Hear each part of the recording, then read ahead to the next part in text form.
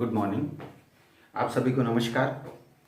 जो हमारा एनएएस का सर्वे चल रहा है, इसके लिए कल जो हमने मीटिंग भी ली थी, ऑब्जर्वर की ड्यूटी एक्चुअल क्या है इसके बारे में काफ़ी चर्चाएं हुई, लेकिन जिन किसी को भी लिंक नहीं मिली हो या फिर आवाज़ नहीं आया हो, उनके लिए स्पेशली मुझे कहा गया है, इसलिए मैं ये वीडियो बना रहा हूँ। तो बहुत शॉर्ट में मैं आप लोगों तक पहुँचाना चाहता हूँ कि एनएएस का जो काम है, इसमें ऑब्जर्वर की ड्यूटी शॉर्ट में क्या है। तो सबसे पहले ऑब्जर्वर का काम है इस कंप्लीट प्रोसीजर को ऑब्जर्व करना, और जो प्रोफार्मा भी है उनका ऑब्जर्वेशन का, जिसमें एडमिनिस्ट्रेटिव ऑब्जर्वेशन है, आपको एक प्रोफार्मा मिलेगा जिसमें एडमिनिस्ट्रेटिव ऑब्जर्वेशन है, जिसमें सैंपलिंग किया उसका ऑब्जर्वेशन है, जिसमें सर्वे किया उनका ऑब्जर्वेशन, टिक टिक करना है, बस इजी है।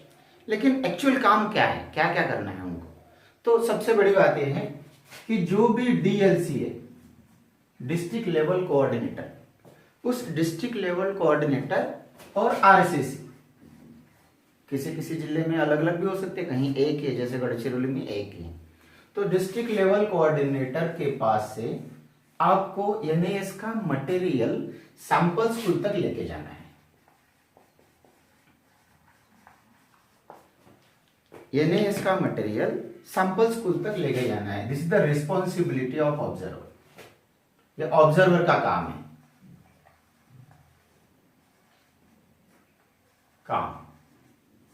मटेरियल को डीएलसी से सैंपल स्कूल तक लेके जाना है, ये ऑब्जर्वर का काम।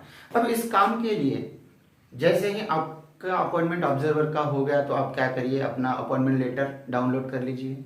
उसमें किस स्कूल में आपको ऑब्जर्वेशन के लिए जाना है उसका यूडाइस नंबर चेक कर लीजिए। मटेरियल लेने के लिए डीएलसी पहुंचिए। वहां पर पहुंचने के बाद आपको जब मटेरियल दिया जाएगा तो उस समय चालान समरी पे साइन होगी। उस चालान समरी पे साइन करने के पहले देखिए कि आपको वो मटेरियल बराबर उसी स्कूल का मिला है नहीं। उसके बाद चेक करने के बाद उस पर आप साइन कीजिए, और वो मटेरियल लेकर आपको सैंपल स्कूल जाना है 12 तारीख को 8 बजे आपको पहुंचना है। और बहुत अच्छी बात है कि 8 बजे 12 तारीख को आप पहुंचेंगे, यानी 8 AM आप पहुंचेंगे। उसके पहले फील्ड इंस्ट्रक्टर जो है वो पहुंच चुके होंगे, तो एफआई पहुंच चुके होंगे। 7 बजे आपको 8 बजे यहां पहुंचना है। जैसे कि गढ़चिरौली ये ज्योग्राफिकली बहुत बड़ा डिस्ट्रिक्ट है, तो हमने एक दिन पहले सबको डिस्ट्रीब्यूशन का डिसाइड किया हुआ है। तो आपको डीएलसी से, गढ़चिरौली के लिए डीएलसी से 11 तारीख को आपको मटेरियल लेना है, और सैंपल स्कूल आपको 8 बजे ही पहुंचना है 12 तारीख को। या आप चाहे तो वहां आसपास स्टे भी कर सकते हैं, कोई प्रॉब्लम नहीं। फिर आता है वहां जाने के बाद जो एफआई होंगे, उनका सबसे ज्यादा काम है, उनको ऑब्जर्व करना है, उनको असिस्ट करना है, उनको हेल्प करना है। ऐसा नहीं कि वही करेंगे, उनको हेल्प करना है। अब इसमें क्या है कि जहां पर भी तीसरी, पांचवी, 8वीं और 10वीं, ऐसे इसमें से 3, 5 और 8, 10, 3, 5 के लिए टाइमिंग कम है और 8, 10 के लिए थोड़ा आधा घंटा टाइमिंग ज्यादा है। 10:30 से 12 और 10:30 से 12:30, ये थोड़ा सा टाइमिंग है। अब आपका जो सैंपल मटेरियल होगा, इस सैंपल मटेरियल में क्या क्या होंगे। एक तो होगा एटी, ये सबसे ज्यादा इंपॉर्टेंट है, जिसके लिए हम काम कर रहे हैं। ये क्या है, ये स्टूडेंट्स को अब देना है हमको।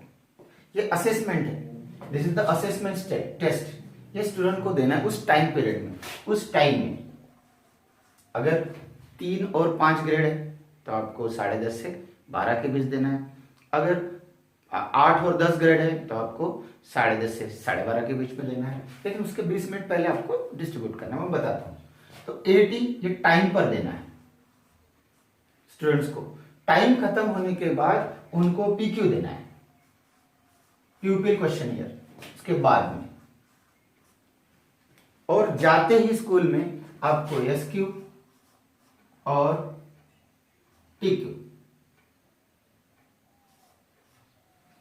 एसक्यू और टीक्यू आपको पहले दे देना है।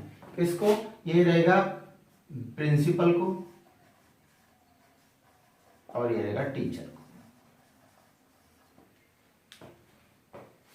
इसका जो टाइमिंग है, इसके पहले वहां जाने के बाद आप ऑब्जर्व करेंगे कि स्टूडेंट्स कितने हैं, ज़्यादा है तो सैम्पलिंग किया है कि नहीं, FI नहीं तो आप उनको असिस्ट करेंगे सैम्पलिंग करने के लिए।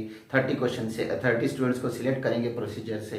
30 स्टूडेंट्स को बैठने के लिए प्रॉपर जगह है कि नहीं, जो भी प्रिंसिपल होंगे उनकी हेल्प लेंगे, उनको सिस्टमेटिक बिठाएंगे, उनको जो टाइम शेड्यूल है टाइम शेड्यूल के अकॉर्डिंग, यानी 10:30 के पहले मतलब 10 बजे आप या 9:30 बजे आप उनको मटेरियल वो जो 80 है वो समय पर देंगे, उनको सिस्टमेटिक बिठा लेंगे। पानी की व्यवस्था है कि नहीं है, वहाँ पे स्कूल में क्या क्या अरेंजमेंट है, लाइट है कि नहीं, टेबल बेंचेस बराबर है, ये सब ऑब्जर्व करना है और समय पे उनको देना है। और समय पे जैसा भी समय खत्म हो जाता है, जैसा आपका जो टाइमिंग है, ये टाइमिंग अगर खत्म हो जाता है मतलब 10:30 to 12 और 12:30 एज पर ग्रेड, ये खत्म होने के बाद आपको PQ देना है उनको, और 1 बजे तक या 1:15 तक अगर हो जाता है, या ज़्यादा से ज़्यादा आपका 1:45 तक लास्ट तक खत्म हो जाता है, उसके पहले हो जाता है स्टूडेंट्स का ऐसे।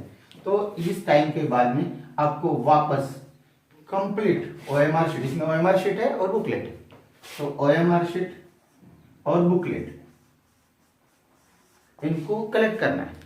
FI कलेक्ट करेंगे, वो कलेक्ट करके आपको देंगे और आप ये दोनों OMR शीट और बुकलेट वापस 12 तारीख को 12/11 को फिर से आपका काम है कि ये वापस लाके आपको फिर से RCC में जमा करना है, ये जमा करना है।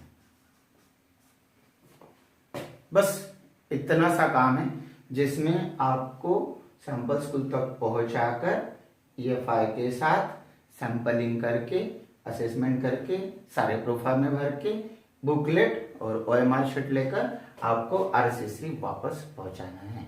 और ऑब्जर्वेशन आपका प्रोफार्मा कि वहाँ का एडमिनिस्ट्रेटिव ऑब्जर्वेशन कैसा था, सैंपलिंग किया उसका ऑब्जर्वेशन कैसा था, जिस समय असेसमेंट हुआ उसका ऑब्जर्वेशन, छोटा सा प्रोफार्मा है, उस प्रोफार्मा को फिलअप करना है। बस इतना सा काम है, बिल्कुल टेंशन लेने लायक काम नहीं है। तो आप लोग बहुत अच्छे से करेंगे और बहुत अच्छा सहयोग सबका मिलेगा, ऐसे आशा करता हूँ। धन्यवाद।